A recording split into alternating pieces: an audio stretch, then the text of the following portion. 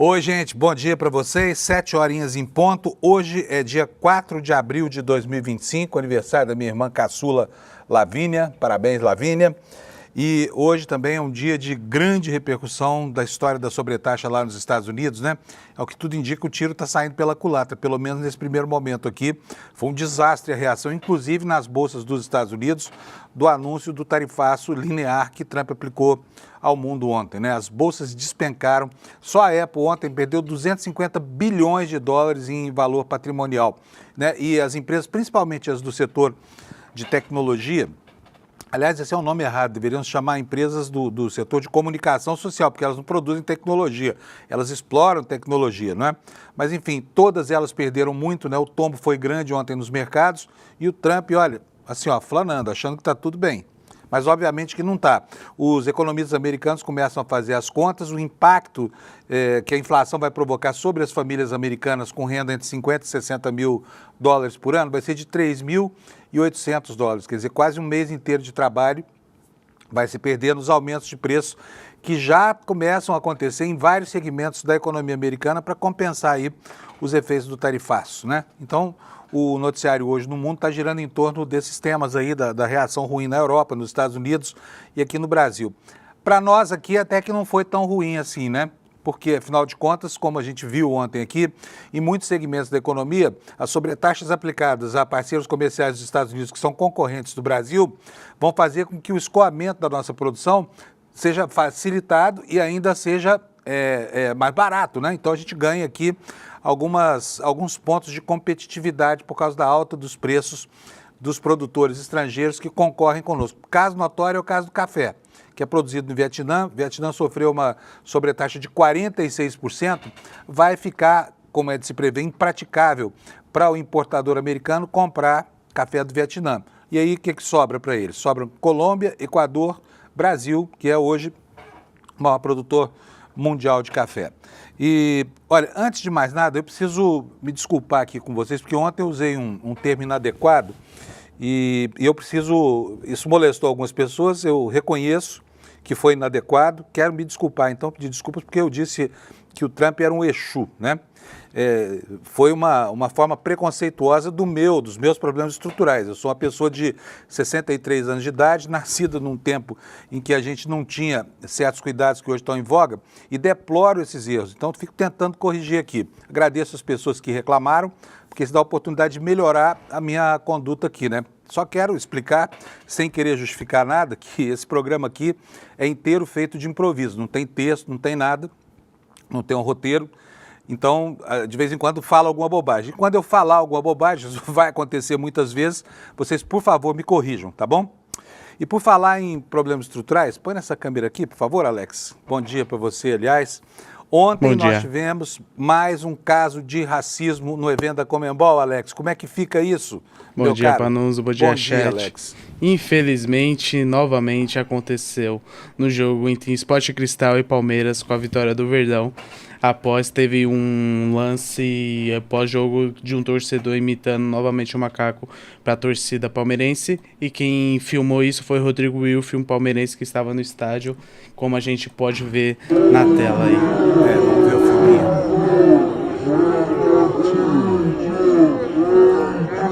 Pode, dessa, gente, em todos os eventos da Conmebol acontece uma coisa lamentável como essa, né? Pode botar na outra aqui, por favor, Alex.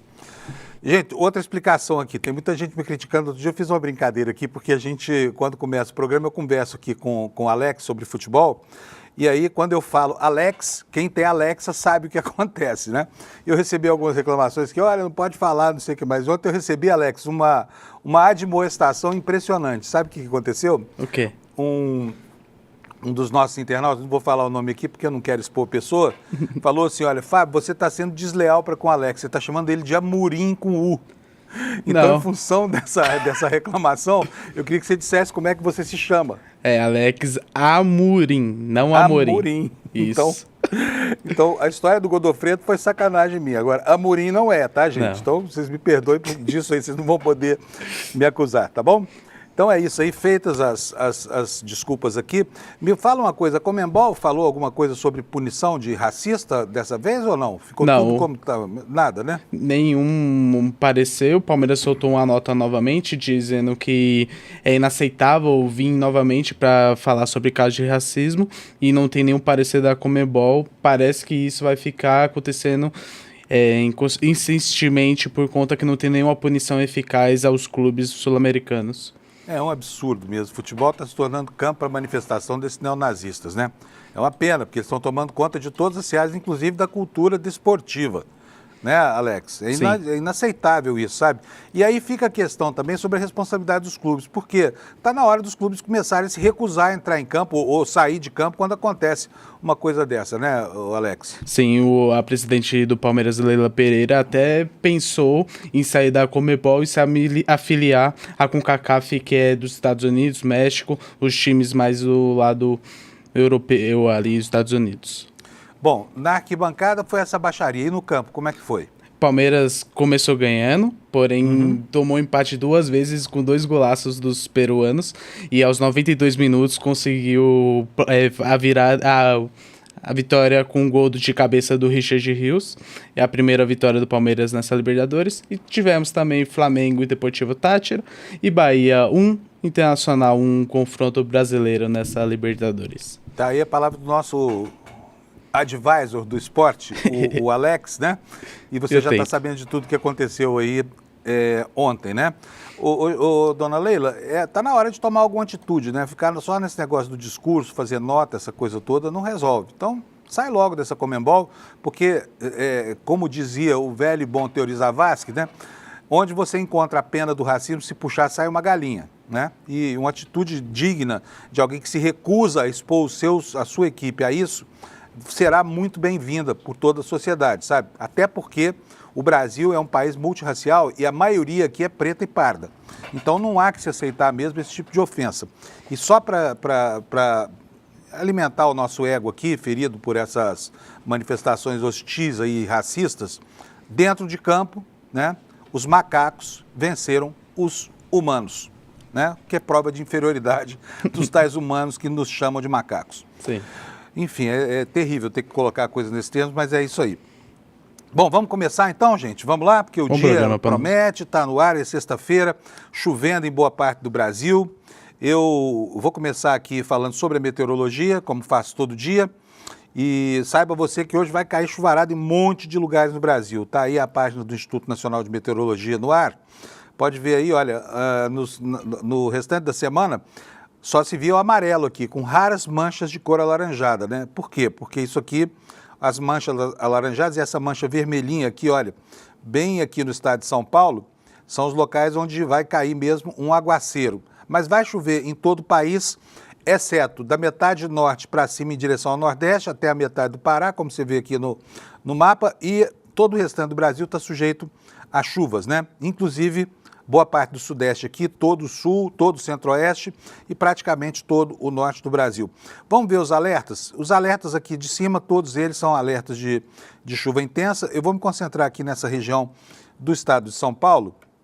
O Instituto Nacional de Meteorologia está dizendo que vai cair muita água mesmo. Olha, chuvas de entre 30 e 60 milímetros por hora, podendo chegar a 100 milímetros no acumulado do dia. Ventos intensos de 60 a 100 quilômetros por hora.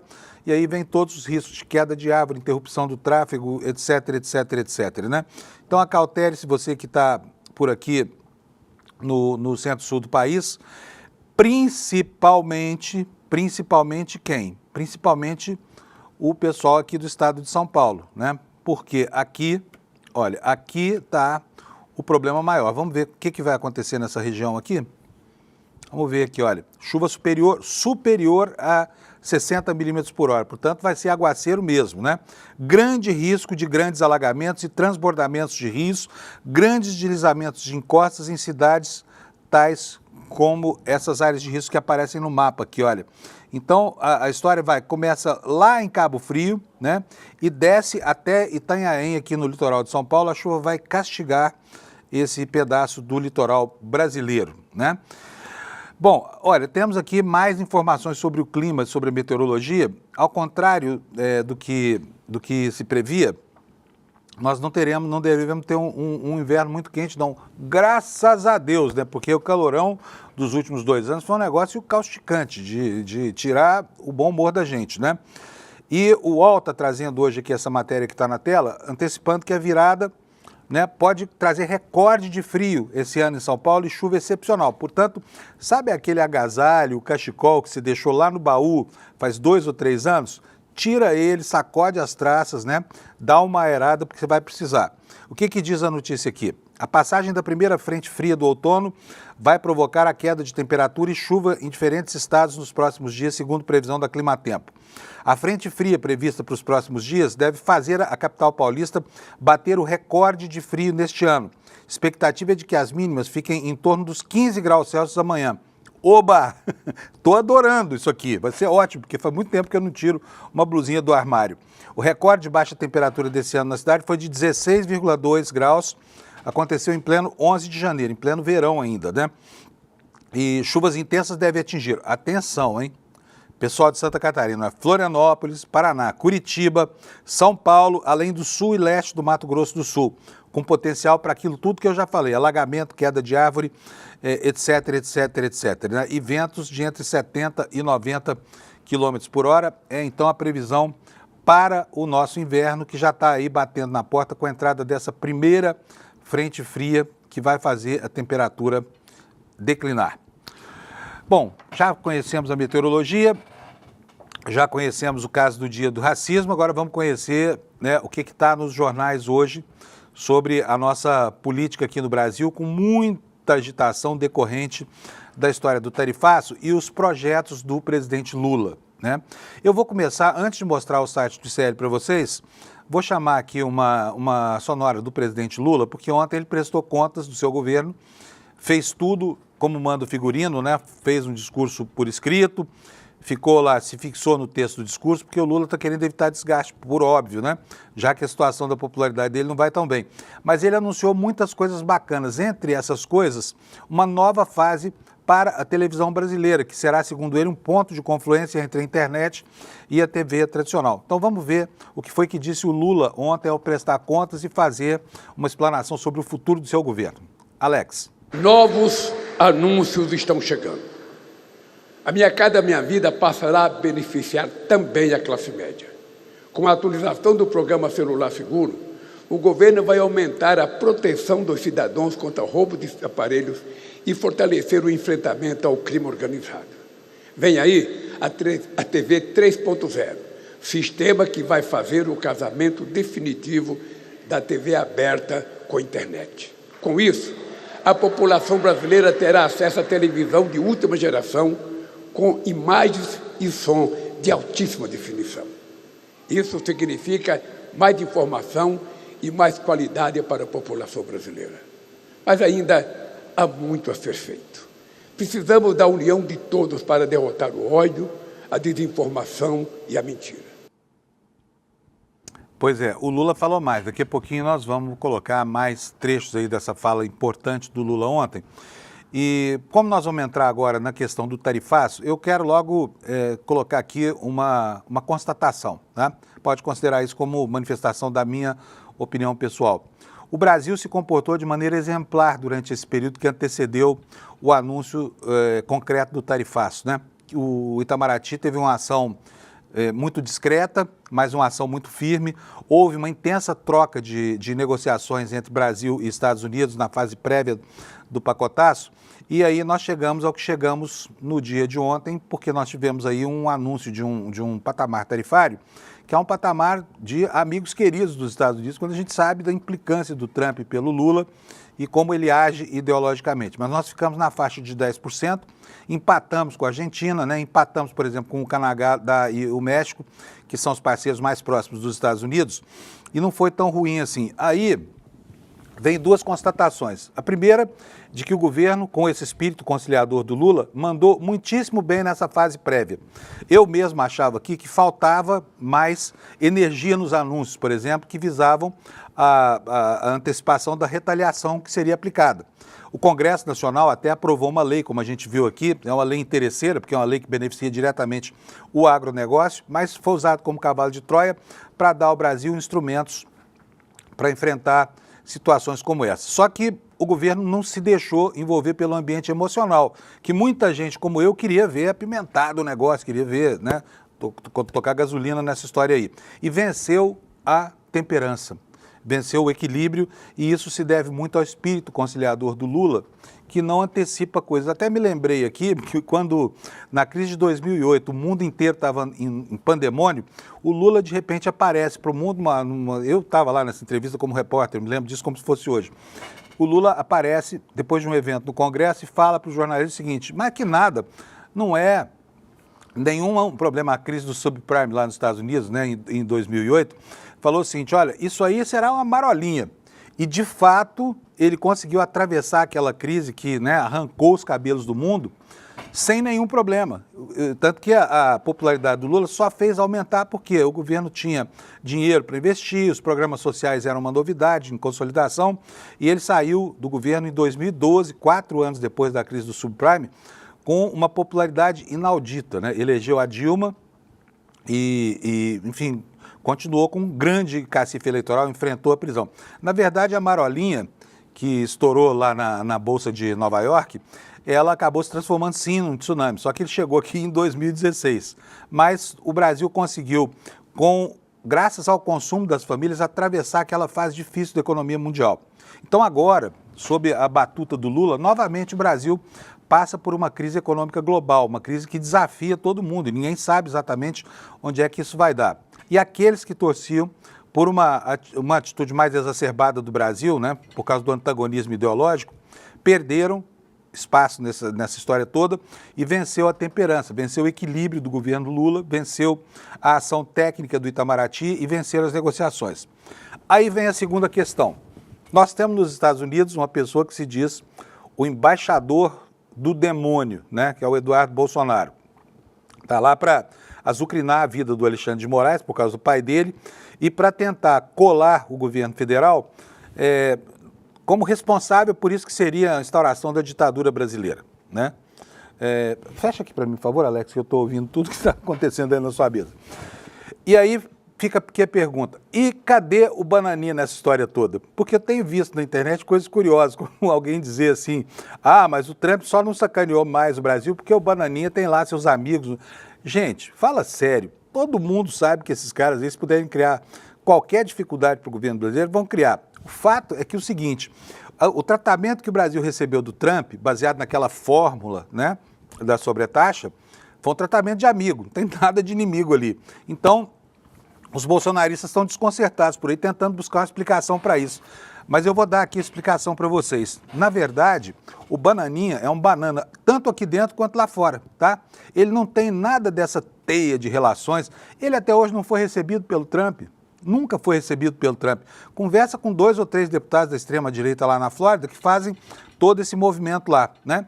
E tenho certeza absoluta que se tivesse qualquer poder, esse sujeito teria atrapalhado ao máximo o país, porque tudo que eles querem na vida é que haja uma intervenção americana aqui. E como se viu, né, pela reação de ontem, bolsa que não caiu, enfim, dólar que caiu, o mundo inteiro criticando, o Brasil saiu muito bem desse episódio, tá? Contrariando tudo. Então, quer dizer, o Bolsonaro e a extrema-direita, que dizem que tem lá um embaixador, né, da guerra nos Estados Unidos, perderam a questão, tá? Se você vir na internet que foi graças ao Bananinha que o Trump deu essa sobretaxa de 10%, não acredito, que é mentira, tá? Tem nada a ver com isso. Isto dito, são 7h19, vamos passar aqui para o noticiário do Tarifaço, tá bom? Põe na tela pra gente, Alex. Aqui estão os destaques do site do ICL. Eu todo dia falo, acostume-se a olhar para esse site. O noticiário que está aqui é um noticiário muito bom e você sai do nosso site com uma visão panorâmica das notícias do mundo. E a nossa manchete principal hoje, olha aqui, ó, tarifaço de Trump pode levar os Estados Unidos à recessão e elevar a inflação global, alerta os especialistas, que é o óbvio, né? Todo mundo sabe que já começou esse processo de aumento de preço lá nos Estados Unidos. O que diz essa reportagem? Vamos ver aqui, entrando no site, eu vou repetir o endereço do site para você marcar na sua cabeça. ICL, como é que é o endereço aqui? iclnoticias.com.br. É porque aqui tem vários sites, a gente às vezes confunde. Mas esse é o nosso site mesmo, é o iclnoticias.com.br. E tem o site do Desperta também? Tem, Alex? Ah, não, esse é o nosso link. Mas é bom você anotar isso também, porque isso faz parte da nossa liturgia aqui. Guarda na sua cabeça, despertaicl.com.br, tá? Esse link serve para um monte de coisas, inclusive para você evitar engodos do mercado financeiro. Daqui a pouco eu vou falar sobre isso. Obrigado pela lembrança, hein, Alex? Bom, vamos lá, olha. Tarifaço de Trump pode levar os Estados Unidos à recessão e elevar a inflação global, dizem os especialistas. O que diz aqui a notícia? O pacote tarifário anunciado pelo presidente Trump na quarta deve elevar a inflação global e gerar um cenário de recessão nos Estados Unidos, segundo os analistas ouvidos. Aqui a nossa reportagem cita especialistas ouvidos pelo UOL, mas no mundo inteiro eles estão por aí, como você vai ver daqui a pouco. Os impactos do pacote, que atingirá dezenas de parceiros comerciais dos Estados Unidos, incluindo uma sobretaxa de 10% a todos os produtos importados do Brasil, já está afetando as bolsas mundiais. Isso ontem, né?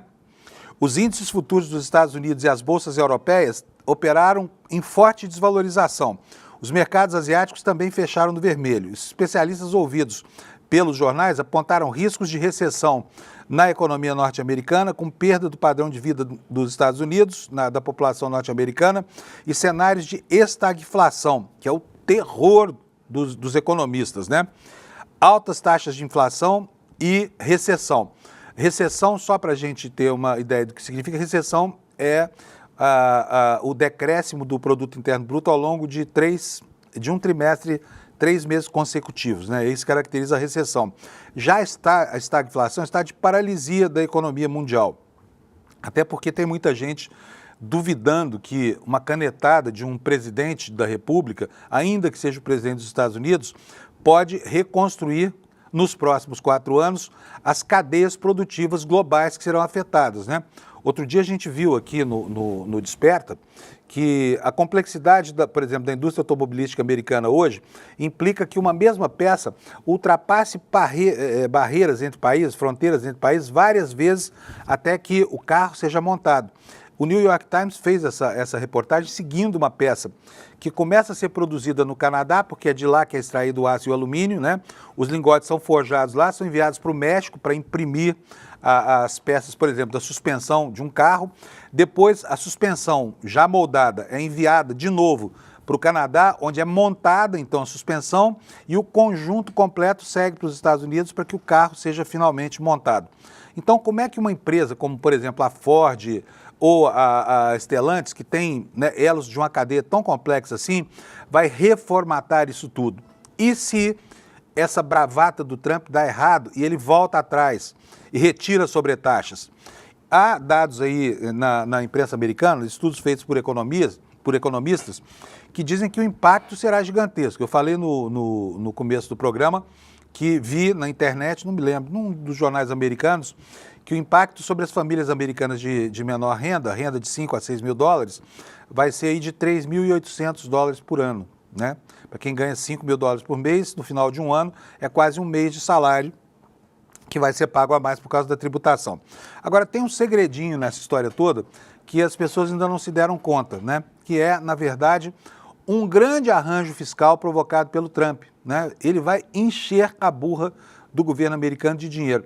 Mesmo que isso lá para eles não seja importante, porque eles podem se endividar à vontade, não precisam pensar nunca em pagar a dívida pública dos Estados Unidos, mas a estimativa dos analistas é de que o pacotaço de tarifas do Trump vai gerar uma arrecadação de 600 bilhões de dólares esse ano, 600 bilhões de dólares este ano, né?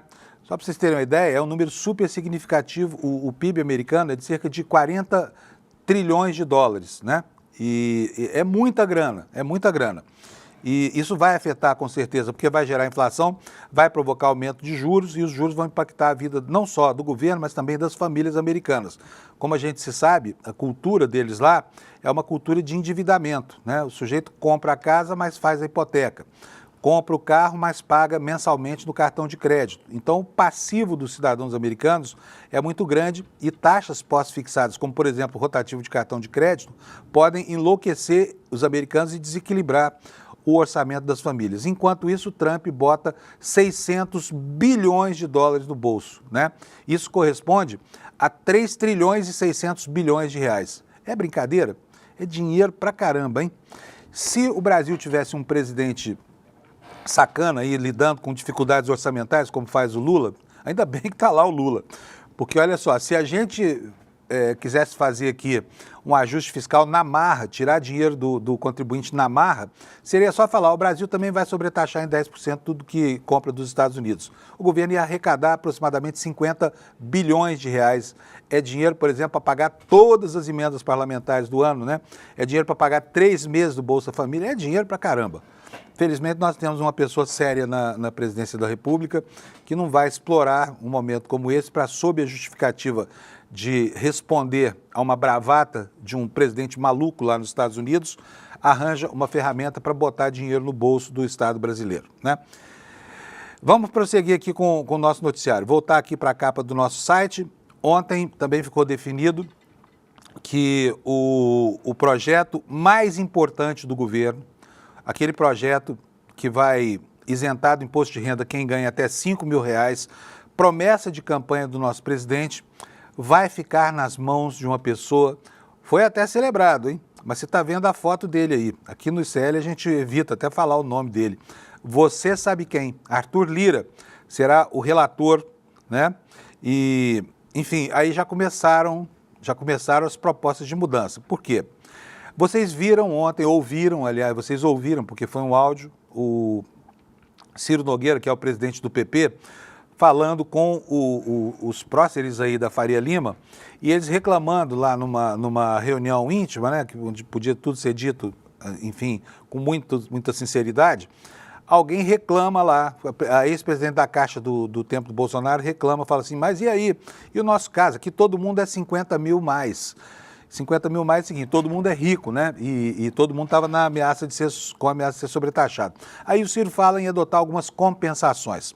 Bom, o que o senador do Piauí falou com os banqueiros acabou se materializando ontem, porque assim que foi confirmado o nome do Lira como relator, já se fala, e isso está aqui no nosso site, olha, vou até botar na manchete completa para vocês, com Lira relator, o PP quer elevar já para R$150 mil por mês, a faixa que terá cobrança maior do imposto. Gente, rico tem ojeriza de pagar imposto, não é não?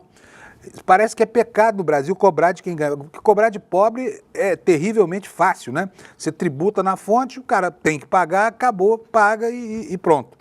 Mas para fazer quem ganha 50 mil por mês pagar que seja uma quirerazinha, entendeu? Uma quirerazinha. O governo tem que suar muita camisa.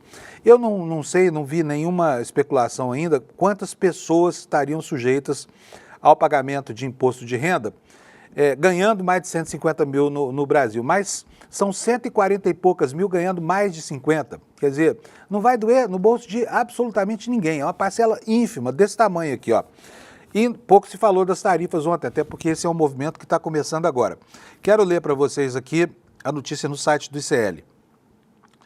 O presidente da Câmara dos Deputados, Hugo Mota, do Republicanos, anunciou nesta quinta-feira que o deputado Arthur Lira, ex-presidente da Câmara, como relator do projeto de lei enviado pelo governo federal que busca isentar do imposto de renda quem ganha até 5 mil por mês, com desconto parcial para quem ganha entre 5 e 7 mil reais. Mota escolheu ainda como presidente da comissão especial o deputado Rubens Pereira Júnior, que é do PT do Maranhão. E aqui ele declarou o seguinte, olha, 2 deputados muito experientes que terão a capacidade de conduzir esse tema com a responsabilidade que o tema requer, disse o Mota para justificar essa posição privilegiada, né, do Lira, que aliás é o artífice da candidatura à presidência da Câmara do Mota, que vencida pelo Mota, né, desse grande consenso que formou para torná-lo presidente da Câmara.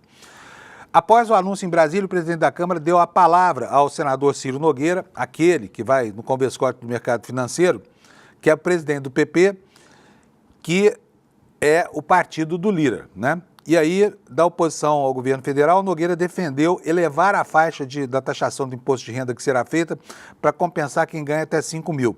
O PP está defendendo elevar de 50 para 150 mil reais a renda mensal mínima dos contribuintes que terão uma cobrança maior do imposto de renda. Era melhor não cobrar, não é não, gente? Fala sério. 150 mil reais por mês de salário. Só assim, porque temos uma pena do pobre que teve a tabela do imposto de renda congelada durante anos a fio, perdendo a cada ano renda da sua família para a inflação. Desse ninguém se apieda. Foi preciso o governo federal fazer esse pacote, né, para cumprir uma promessa de campanha. Mas para rico é aquela dor, aquela agonia, aquele choro sentido lá no Congresso. Meu Deus do céu, o cara ganha 150 mil reais por mês, dá 1.800.000 por ano de renda, e só ele é que vai poder pagar um pouquinho de imposto de renda. Provavelmente vão inventar uma tabela progressiva que, por exemplo, começa, sei lá, em 1% para quem ganha 150 mil e só vai chegar a 10% para quem ganha 1 bilhão por mês, que é para ninguém pagar essa fatura, né? A nossa proposta, isso aqui quem está falando é o Ciro Nogueira, aquele do mercado. Aliás, o Alex, pega para mim essa fala aí do Ciro Nogueira ontem, que a gente apresentou aqui ontem, em que ele fala sobre essa isenção para os mais ricos, né? Que ele recebe a reclamação e fala sobre adotar medidas compensatórias. O que foi que disse o Ciro Nogueira ontem lá no Congresso? Aspas aqui. Nossa proposta visa preservar essa boa medida do governo federal de isentar as pessoas que ganham até 5 mil, fazendo justiça tributária no país. Olha a expressão que ele usou, justiça tributária, né? Expressão, aliás, emprestada do ministro Fernando Haddad. E queremos apresentar uma alternativa às compensações, exatamente o que ele falou para os banqueiros, como você vai ver daqui a pouco, assim que o Alex localizar aqui a gravação. Posto de renda. Já tem aí? Então vamos ouvir o que o Ciro Nogueira falou para os banqueiros da Faria Lima, para os pobres banqueiros deste país, aqueles pobres coitados que ninguém quer molestar por pura pena, né, e por, né, uma certa empatia, digamos assim. Põe aí, Alex. O que consta quais são os pilares dessa proposta? Aqui está todo mundo taxado nos acima dos 50 mil, então não tem uma redação... como um parlamentar votar contra a isenção para quem ganha 5 mil reais. Não tem como. Nós temos que ver a questão da compensação. Essa é a modificação, a proposta que nós vamos fazer. Tá quase chorando. Ele, olha, sinto muito, não tem como, gente. Eu vou ter que engolir esse negócio de pobre parando de pagar imposto de renda. Não tem como, né? É uma subserviência. Eu diria que isso é uma relação quase pornográfica, né? De amor carnal, assim, de uns pelos outros, né? Enfim, e aí a mesma expressão que ele usa para falar com a banca, ele usa lá em Brasília depois, claro, né? Para justificar a nobreza desse ato de, né, isentar as pessoas, afinal de contas são pobres, aqueles que ganham entre 50 e 150 mil, né, de pagar imposto de renda, que é o que está acontecendo. O Lula quer dar o benefício para quem ganha de 2 mil e poucos até 5 mil. O Ciro Nogueira quer isentar do imposto de renda quem ganha de 50 a 150 mil. Beleza de proposta, você não achou? Vamos lá ver o que ele falou aqui, olha. Queremos apresentar uma alternativa às compensações, em especial protegendo todas as microempresas do nosso país e a maior parte dos profissionais liberais, médicos e advogados que trabalham e recebem seus rendimentos. E, aliás, não pagam nada de imposto de renda, né? A proposta do PP também propõe um corte linear em uma parte das isenções tributárias que temos em nosso país de 2,5%. Segundo Nogueira, além de um aumento de 5% na taxação das instituições com lucros acima, sabe de quanto? Vamos taxar em 5%, instituições que lucrarem mais de 1 bilhão. Ou seja, uns 4 bancos aí vão pagar essa merreca, não é? O presidente da Câmara, Hugo Mota, disse que o relator Lira saberá analisar todas essas propostas para chegar ao melhor relatório. Mas se o chefão do PP já está falando nesta ação de caridade para com quem ganha entre 50 mil e 150 mil, provavelmente esse aí será o paradigma seguido nas negociações que a gente vai ver acontecendo lá em Brasília. Aqui outra declaração do Ciro, entre aspas. Ao recebermos essa proposta do governo federal, deixamos claro que o Congresso iria buscar aprimorar a ideia, também garantindo que nenhum retrocesso aconteça acerca daquele que é o cerne principal da proposta, que é a isenção para quem ganha até 5 mil. O cerne principal da proposta não é mais esse. O cerne da proposta para o Ciro Nogueira é isentar quem ganha de 50 a 150 mil reais, tá? Então esse aqui é a notícia. Agora, não, eu ainda não. Eu quero chamar o Lindbergh Farias agora, porque houve gente que viu vantagem nessa história, tá? E gente importante do PT, por exemplo, o Lindbergh Farias, que é o líder do partido, que acha que a indicação do Lira vai ajudar a destravar o problema. Vamos ver o que disse Lindbergh. Olha, eu encaro como muito positiva a indicação do presidente Arthur Lira. Se tem uma coisa que a gente queria se preocupar desde o começo, é mostrar que a prioridade número 1 do governo, nossa, era a aprovação desse projeto, que vai beneficiar dezenas de milhões de brasileiros. Uma coisa que a gente não queria é que esse projeto ficasse um pouco de lado, não tivesse a importância devida, que perdesse tempo, que demorasse muito. Ao colocar Arthur Lira como relator, Rubens Júnior como presidente, a gente sabe que está sendo encarado por essa casa como uma questão central. O que para nós é mais importante desse projeto? 2 temas são muito caros. A isenção, que aí há consenso, que vai beneficiar dezenas de milhões de pessoas, mas também a tributação dos mais ricos, os que ganham muito e pagam um pouco, contribuir. Então esse é um tema que para nós é muito caro. Esse é um debate político que a gente vai querer comprar na sociedade, envolver as pessoas.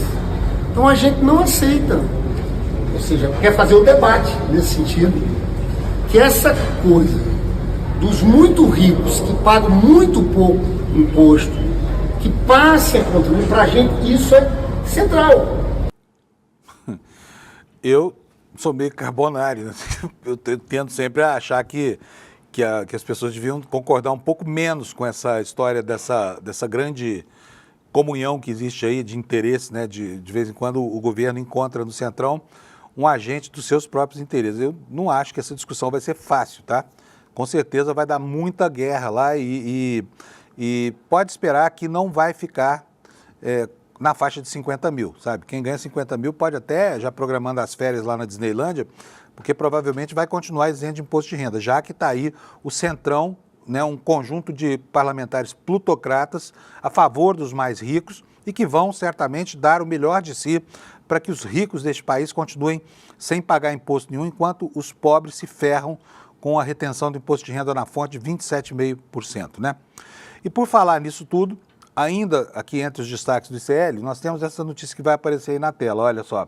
Sabe que o Mota tem uma família tradicional da política lá no estado dele, e agora está aí a manchete para você. Ó, a cidade governada pelo pai de Mota é alvo da PF, por quê? Por causa de uma emenda do deputado. Mandado de busca e apreensão por enquanto, sem ainda mandado de prisão, mas é um contrato de 6 milhões de reais. Vamos ver aqui a notícia. Kátia Seabra, da Folha Press, que traz o relato, mas está no site do ICL. A Polícia Federal, a CGU e o Ministério Público Federal cumprem nesta quinta 3 mandados de busca e apreensão no município de Patos, na Paraíba. O prefeito de Patos, que se chama Nabor Vanderlei Filho, é quem? Pai do presidente da Câmara, Hugo Mota. Dentro da segunda operação Outside, segunda fase da operação Outside, ela investiga indícios de fraude licitatória e desvio de recursos federais em contratos que somam 6 milhões de reais para a realização de obras do município. Aqui está a cidade de Patos, lá na Paraíba, né? Eu amo Patos. São 4 mandados de busca e apreensão expedidos pela 14ª Vara da Justiça Federal em Patos. O trabalho conta com participação de auditores da CGU. E segundo a CGU, os trabalhos tiveram início a partir do levantamento de informações e da análise de documentos relacionados à contratação de uma empresa responsável pela execução da obra. Logo após a deflagração da primeira fase da operação, em julho de 2024, foram realizadas fiscalizações, tanto pela CGU quanto pela PF, confirmando indícios apontados na investigação. CGU diz que a análise da documentação coletada na primeira fase possibilitou identificar agentes das supostas irregularidades. Enfim, está aí o pai do Hugo Mota totalmente empipinado lá, né, com essa história dessas emendas parlamentares, sempre histórias muito mal contadas. Vamos falar do tarifaço, gente? Assunto do dia, então vamos voltar para ele aqui. Já começamos o programa falando com ele, vamos terminar falando com ele, né? O que aconteceu ontem? Os mercados globais, ó, ladeira abaixo, né? Está aqui também no nosso site, no ICL Economia.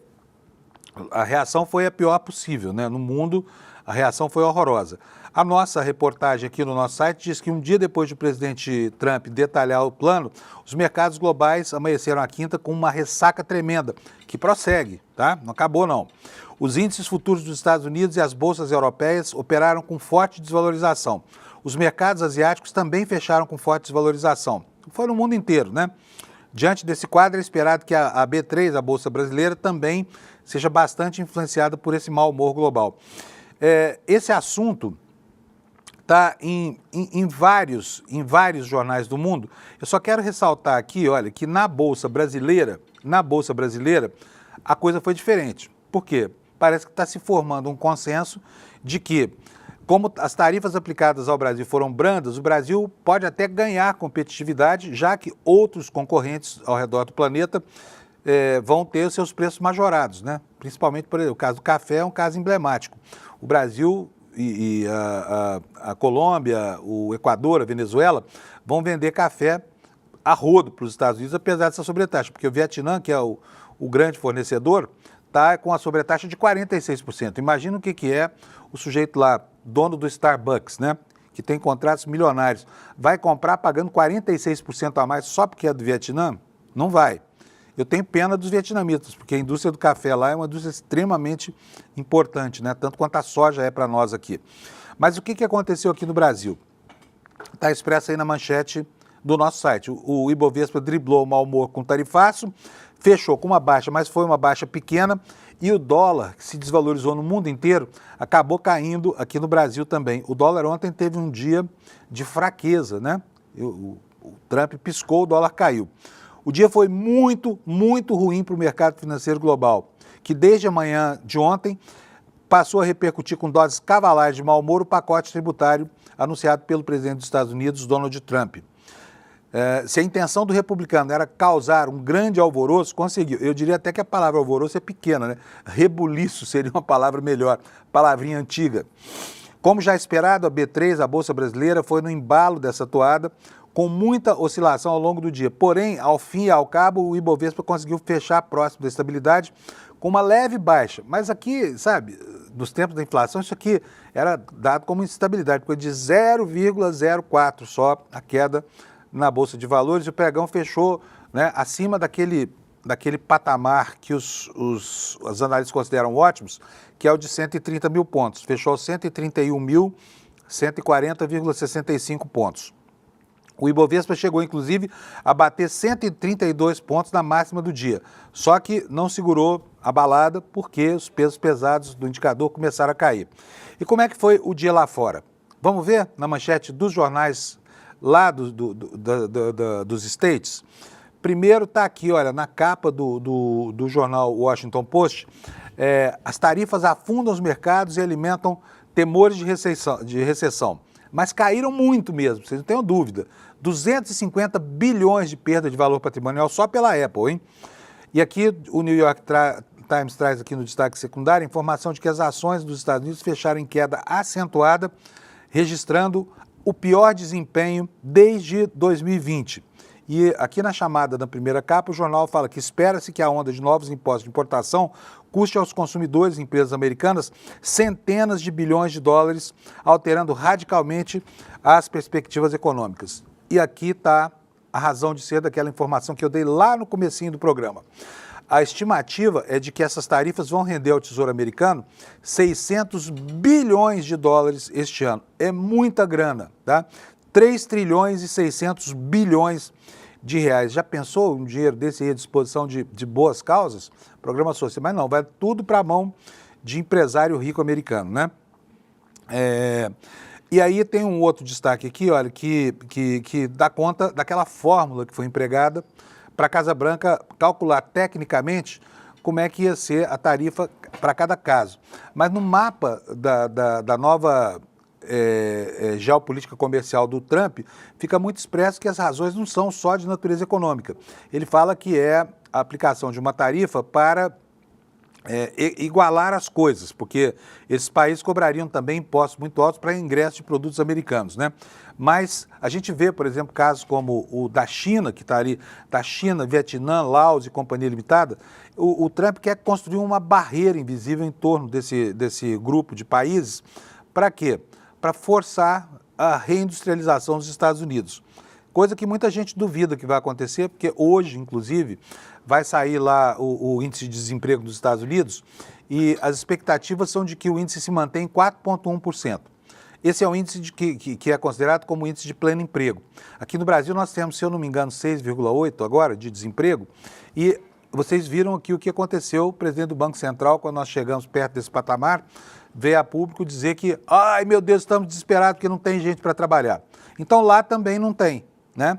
E aqui fica uma questão, será que os Estados Unidos vão criar mesmo empregos dessas indústrias? Porque hoje a indústria automobilística, por exemplo, não emprega ninguém, né? Outro dia passou uma propaganda da Renault na televisão dizendo que os carros, a qualidade dos carros deles se deve ao fato de que tem 700 robôs nas suas linhas de montagem. E aí parecia aquela imagem do galpão onde os carros são produzidos, só robô apertando parafuso, não se via gente por lá. E eu me lembrei aqui de quando eu era um jovem repórter, década de 80, toda vez que tinha um plano econômico que envolvia mercado de trabalho ou renda, a gente ia para dentro dos galpões das montadoras fazer imagens dos trabalhadores, porque era um formigueiro humano, né? Mas a realidade mudou. A realidade mudou. Então, além do pleno emprego, tem essa questão tecnológica que o Trump parece desconhecer, né, na formulação da sua perspectiva aí de política econômica, tá? E nós tivemos ontem aqui no N1 uma entrevista bem importante e esclarecedora, porque está todo mundo se perguntando qual é a lógica desse pacote do Trump, né? Nós tivemos ontem a felicidade de entrevistar o professor Leonardo Trevisan, que dissecou para a gente as intenções do Trump. Vamos ver quais são. Primeiro de tudo, ele pretende cercar a China, ele pretende controlar a China. Desculpe, eu vou piorar a tua informação, né? O batom da moça nos Estados Unidos não vai subir 34%, vai subir 54%. Porque é 34% desse tarifaço, mas tem os 20% que ele já aplicou no tarifaço de março por causa da história do fentanil. Lembra disso? Lembro, claro. Então é 54%. Quando você olha para isso, você começa a perceber que o Trump está pretendendo fazer, né, é de alguma forma cercar a possibilidade da China de aumentar sua presença mundial. Vai ter recessão? Vai de alguma forma inflacionar o mundo inteiro? Vai. E com isso ele pretende ganhar um tempo para poder produzir nos Estados Unidos. É o que vocês comentaram, muito interessante. O pessoal da Trump Tower foi atrás e procurar coisa fabricada nos Estados Unidos, não achou. O que o Trump quer é acabar com o comércio com regras. Comércio sem regras, o lobo come o cordeiro com muito mais tranquilidade. É isso. É acabar com a OMC. Se a gente não entender isso aí, a gente não entende bem o que está acontecendo. Pois é, matou a pau o professor, né? E olha, o Lula ontem falou algo bastante importante, porque nós temos visto por aí a repetição, né, de um padrão de comportamento atribuído aos patriotas desse país. Esse padrão de comportamento é um padrão de comportamento muito esquisito, muito estranho. Por quê? Porque esse padrão de comportamento, ele, por exemplo, permite saudar a bandeira americana, né? Um patriota da pátria alheia, é algo que nunca se viu por aí. E o Lula ontem, respondendo ao Bolsonaro, ele soltou uma frase muito legal. Quero ler aqui para vocês. A frase é a seguinte, olha, eu queria ter essa declaração aqui, mas infelizmente não tenho. É um país que fala de igual para igual e respeita todos os países, dos mais pobres aos mais ricos, mas que exige reciprocidade do tratamento. Nós defendemos o multilateralismo e o livre comércio e responderemos a qualquer tentativa de impor o protecionismo que não cabe mais hoje no mundo. E acrescentou, diante da decisão dos Estados Unidos de impor a sobretaxa, tomaremos as medidas cabíveis para defender nossas empresas e trabalhadores brasileiros. Só lembrando aqui, o último presidente da República antes do Lula batia continência para a bandeira americana, né? Que é um completo disparate. Bom, vamos voltar aqui ao drama do tarifaço. Tem aqui uma matéria também no New York Times que eu gostaria de mostrar para vocês.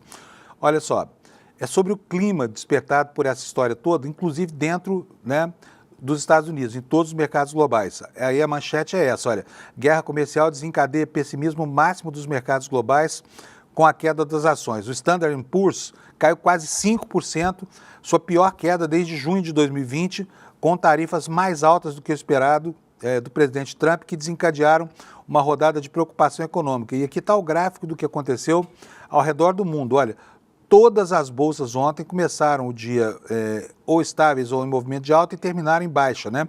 A que mais perdeu foi a Bolsa do Japão. A Bolsa do Japão caiu muito ontem, caiu 10 pontos percentuais aí, né? E algumas ações das empresas americanas, elas sofreram demais ontem. Vou mostrar para vocês aqui no gráfico algumas dessas empresas, para você ter uma ideia do impacto. Olha, a Tesla, do Elon Musk, que já vem, né, de um período de derrocada, perdeu ontem, foi depreciada em 5,47% do seu capital. Vamos para a próxima aqui. Qual que é essa aqui? A Apple. A Apple foi a empresa que mais perdeu, né? Foram 5,47% também de queda. E aqui, olha só como é que foi o morro abaixo dessa ação. Olha, ela veio aqui, a partir do começo da tarde, ela veio despencando, e ao final do dia, quem tinha ações da Apple tinha 5,47% menos dinheiro na sua poupança. E eu estou falando isso porque lá nos Estados Unidos, esses índices aqui não são índices abstratos como são aqui no Brasil, eles são índices muito concretos, porque o americano investe a sua poupança em fundos de ações, em fundos de renda variável, investimentos de risco. Então, quando você fala que a Bolsa Americana caiu, a poupança americana caiu junto, não é só o valor patrimonial das empresas, tá? Vamos continuar aqui a nossa ronda pelas empresas mais afetadas. NVIDIA, né, a fabricante das placas de vídeo que são usadas como principal insumo das inteligências artificiais. A queda foi de 8,62%. Está aqui o gráfico para vocês, olha, foi um tombo aqui, olha, entre 11 da manhã e 11h30, e depois fecharam na baixa em outro tombo no final do pregão, às 16h55, foi a última cotação. Então, prejuízo gigante, né? A Amazon, pior ainda, 8,98% de queda, né? Olha só, o dia de ontem foi uma montanha russa.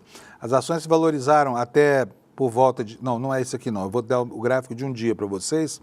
Tá aqui, ó. As ações abriram no movimento, né, parecido com o do dia anterior, tiveram aqui um vale, subiram de novo, se recuperaram, mas caíram definitivamente a partir da tarde, elas despencaram.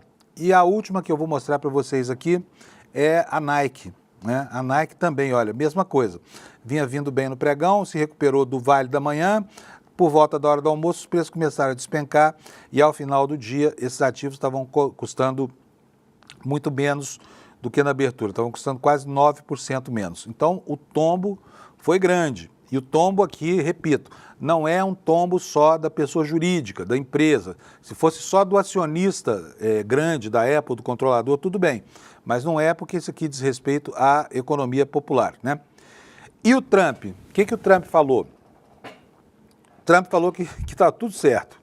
Tudo bem, está tudo beleza. Trump ignora tombos dos mercados após tarifaço e acha que está indo muito bem. Os índices de referência, o médico mandou não contrariar, né? Então a gente vai só noticiar aqui. Os índices de referência de Wall Street despencaram, encerrando o pregão como uma das maiores perdas percentuais em um único dia em anos. Mas o presidente dos Estados Unidos minimizou a reação dos mercados sobre as tarifas recíprocas anunciadas ontem. Na visão, tarifas recíprocas é bom, hein? O valor já adotou aqui o discurso americano, né? Está aqui recíproca. Durante fala com repórteres na Casa Branca, Trump demonstrou confiança na recuperação dos mercados um dia depois das quedas dos principais índices de ações dos Estados Unidos. Acho que está indo muito bem. Os mercados vão disparar, as ações vão disparar, disse Trump aos repórteres. O país vai crescer e o resto do mundo quer saber se há alguma maneira de fazer um acordo. Olha, tem uma lei da física, é a segunda lei da termodinâmica. Espero que você já tenha ouvido falar dessa lei, mas se não ouviu, vou explicar para vocês o que é. Lei da entropia. De vez em quando eu falo sobre isso aqui. A gente usa essa expressão, é uma palavrinha sofisticada, mas ela serve bem para para explicar esse momento vivido lá pelos Estados Unidos. O que diz a segunda lei da termodinâmica? Quanto mais o tempo avança, mais qualquer sistema tende a se desagregar.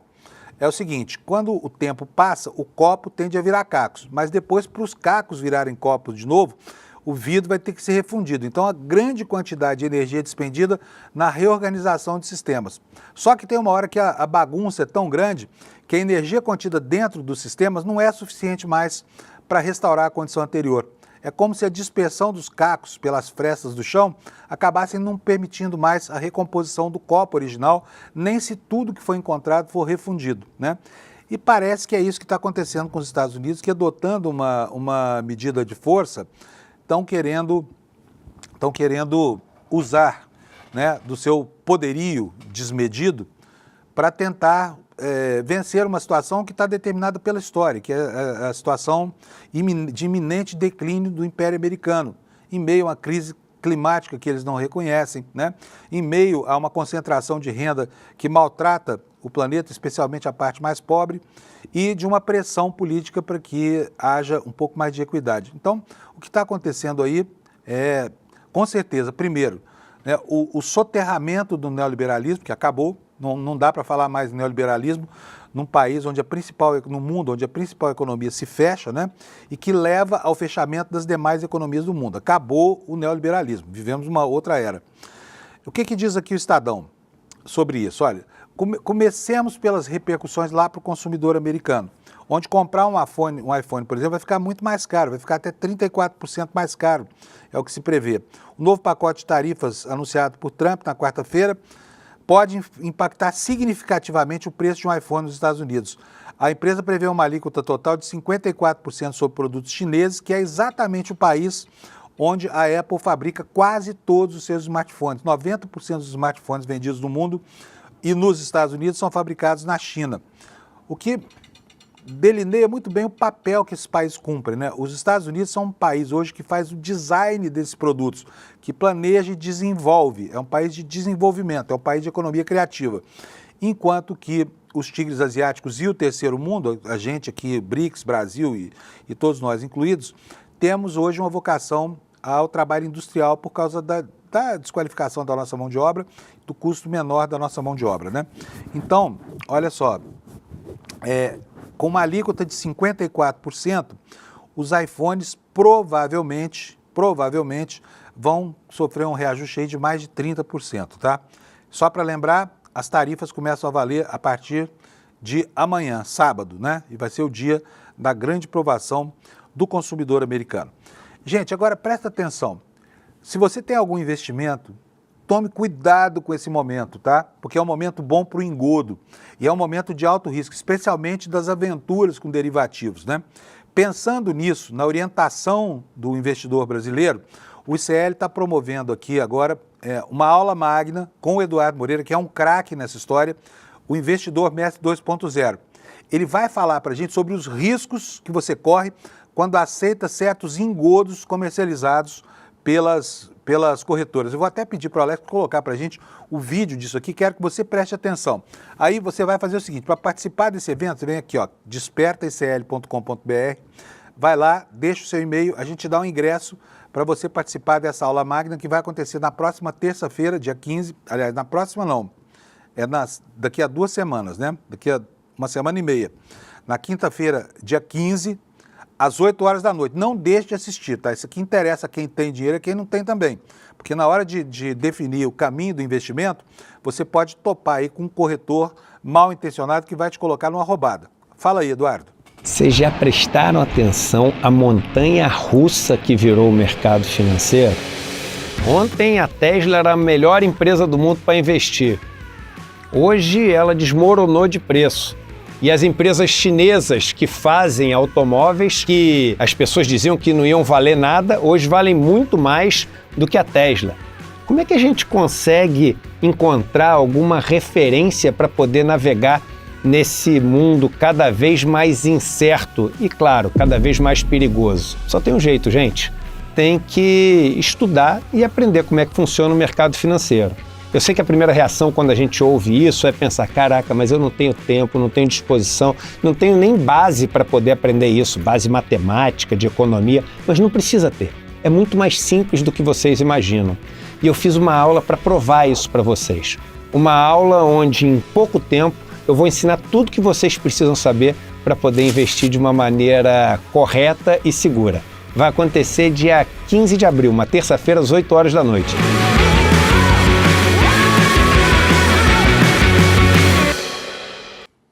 Pois é, não perca, é de graça, é bastante útil, é uma aula aberta e, repito aqui, é super simples de se inscrever. Ou você aponta o seu celular para esse QR Code ou você bota no seu navegador despertatcl.com.br, você faz a sua inscrição, assiste e fica livre dos riscos desse momento tão perigoso, né, para a economia mundial. Bom, gente, eu comecei o programa aqui me desculpando porque eu usei uma palavra errada ontem e quero dizer para vocês que vocês têm um canal de comunicação aberto comigo, por meio do direct do meu Instagram. Podem falar comigo, eu todo santo dia perco horas respondendo as mensagens e gosto da crítica. Portanto, você tem qualquer reclamação a fazer, se quiser falar comigo qualquer coisa, mas observações críticas são muito bem-vindas e é só você entrar aqui nessa arroba minha aqui, ó, Pannun, P-A-N-N-U-N no Instagram, vai lá no direct, manda mensagem, a gente conversa por lá, tá bom? Quero que vocês tenham um ótimo fim de semana, aproveitem bastante. Para quem mora aqui na maior parte do território brasileiro, vai ser um fim de semana de muita chuva. Se acautele e tenha juízo, porém só o mínimo necessário, tá? Porque de excesso já basta o Trump. Tchau para vocês, até segunda-feira. Obrigado pela audiência. Recorde, o maior de todos os tempos. Infelizmente, a notícia é ruim. Nunca deram tantos golpes financeiros como as pessoas estão dando agora. Com o avanço da inteligência artificial, isso tende a ficar cada vez pior. Alguns dos maiores bancos e corretoras do Brasil também estão sendo processados por venderem coisas que prejudicam os investidores sem explicar para eles os riscos que eles estão correndo. Só tem uma maneira de se defender disso: aprendendo como funciona o mundo dos investimentos. O problema é que quando as pessoas ensinam de uma maneira complicada, difícil, chata, e aí só tem uma maneira de você resolver isso. É fazer a aula que eu preparei para vocês no dia 15 de abril, uma terça-feira, às 8 horas da noite. Tudo que você precisa saber para investir. Uma aula rápida, divertida e prática. Todo mundo na sua casa vai entender aquilo que achou que nunca entenderia sobre investimentos. Mas melhor do que isso, vai conseguir colocar em prática. Não perde essa aula não. A próxima notícia boa é a seguinte: é de graça participar. Clica aqui no botão e você em poucos segundos vai estar inscrito nessa aula. Dia 15 a gente se vê.